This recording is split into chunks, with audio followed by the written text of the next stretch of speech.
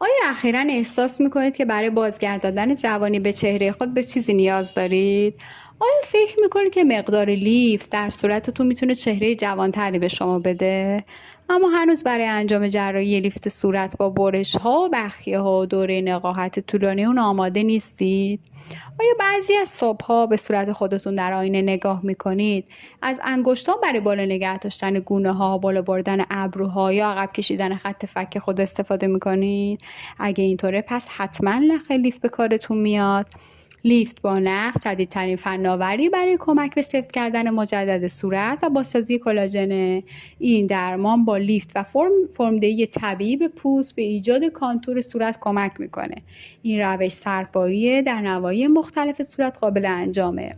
به زیباجویان عزیزی که به دنبال یک روش کم تهاجمی، سریع، با حداقل دوره نقاهت هستن، نتایج چشمگیر طولانی مدتی داره. بدون انجام جراحی، بدون اسکار، بدون بخیه، بدون بیهوشی و با انجام یک کار ساده داخل مطب انجام میشه.